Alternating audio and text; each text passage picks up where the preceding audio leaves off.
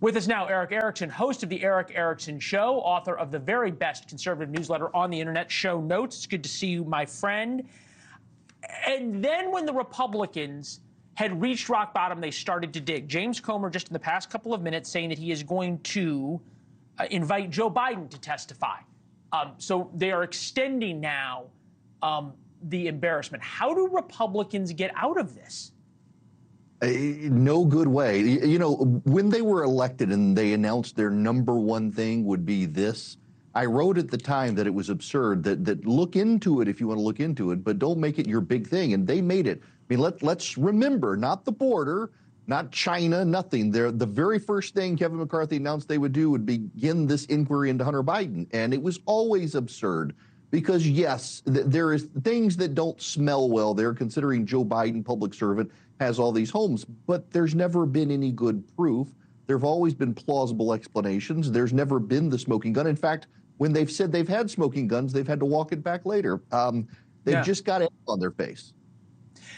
There's a point to be made, and I am no Peter Navarro fan, but Peter Navarro is in jail today because he defied a congressional subpoena. Hunter Biden didn't show up, even though he was subpoenaed today, defying a congressional subpoena. There is this two-tier justice system. I think people can agree on that. The question is, does anybody other than those on Twitter and those who talk about politics professionally care? No, and you've made the good point there. This is a very online movement of Republicans. It's intriguing to me that when I bring this up on Twitter, people on Twitter really get into the minutia of he did this, here's the date, all of things. It doesn't matter.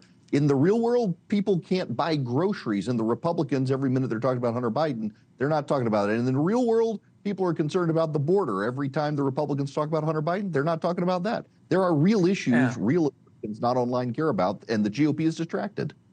Yeah, I can't figure out how House Republicans are going to get out of this, but that's their problem. We'll cover it. The other person I think who understands this remarkably well is Donald Trump. Because he's not talking about Hunter Biden. He used to all of the time. He is, though, going back to the whole rigged election thing. You brought this up in Show Notes. The Wall Street Journal had an excellent piece on it. We'll listen to Donald Trump for just 1 second. We have to go out and we have to get so many votes. We want this to be a landslide. That way it's too big to rig. We want to make it too big to rig. Does that fire up the base? You know, this is the problem for it, is that in Georgia in 2021, in January, the precise number, 427,205 Republicans who voted in the general in 2020 didn't turn out for the runoff because Donald Trump said it was going to be stolen.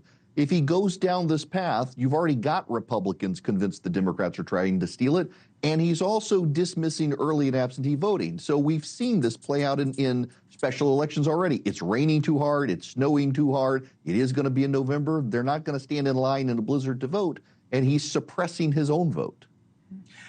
The one thing that does motivate people is cultural issues. And I think about what's happening now with Latinos. Latinos now break for Trump 46-40. 37% of Hispanic voters said that Trump's policies as president helped them personally. Just 15% of the same group said Biden's policies had helped them. One of the things that Joe Biden has made a signature issue, if you will, maybe kind of how Republicans made impeaching Joe Biden an issue. Joe Biden has made electric vehicles an issue. Utterly failed. You've covered it. I've covered it. Today, the EPA released even more standards, tighter standards on emissions to try and effectively force consumers who don't want electric cars to buy them, and manufacturers who don't and can't sell electric cars to make them.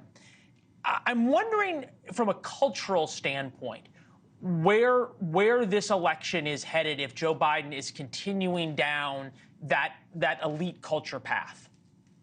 You know, so this is the thing I think Democrats are making political malpractice on. The election's going to come down to about 40,000 people, and we know from the underlying data in the polling, white voters have made up their mind. It's non-white voters who haven't. All Donald Trump needs is 40,000 Hispanic and black voters to shift his way, and he wins the election.